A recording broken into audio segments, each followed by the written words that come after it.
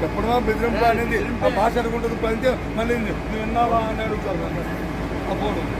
నువ్వు విన్నావా ఇదంటే మీ ఎక్కడ ఒకేసారి 18 మంది రాజీనామా చేశారంటే ఎప్పుడు లేనిది సాంప్రదాయం ఎప్పుడు లేని జరిగిందంటే దాన్ని బట్టి ఆలోచన తీసుకోవాలి.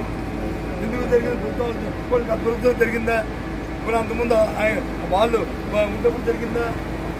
2090 సంవత్సరం ఉన్నప్పుడు 9వ జరిగిందా? 4వ జరిగిందా? చరిత్రలు ఎప్పుడేం జరిగిందా? వాళ్ళే చెప్పాలి.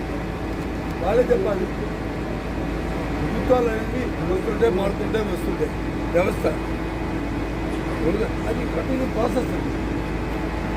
అంతేగాని రాజ్యాంగాలు ఉన్న వాళ్ళని వచ్చి వాళ్ళు రాజీనామా చేసి వాళ్ళతో వచ్చి బెదిరించి వాళ్ళు తీసుకోవడం అనేది ఎక్కడ ఉంటారు చెప్పండి.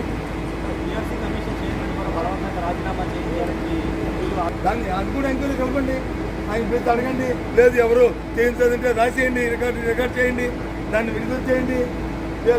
మీకు చెప్పాడు, ఇదిగో సభ్యులు వచ్చి సమయంలో ఇది మాట్లాడారు, ఇది తప్పు అని చెప్పండి. ఇప్పుడు మమ్మల్ని ప్రజలు ఆక్షేపిస్తారు. చెప్పండి తప్పేండి.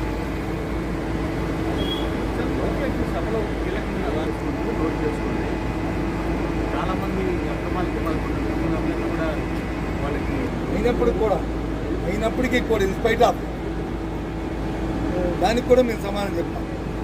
ఏ ఎంక్వైరీని ఎక్కువ త్వరగా చేసుకోండి. ఎవరైతే తప్పు చేస్తారో మీరు చర్యలు తీసుకోండి. మాకు అప్పుడు చెప్పాను తెలిసి రికార్డ్ యాక్చువల్గా ఆయన మాట్లాడకూడదు.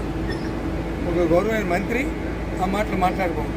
సరే మాట్లాడారు, తెలుసో తెలియదు, మేము చెప్పాం కదా, తెలుసుకొని చెప్పాం కదా, ఇప్పుడు కూడా చెప్తున్నాం కదా.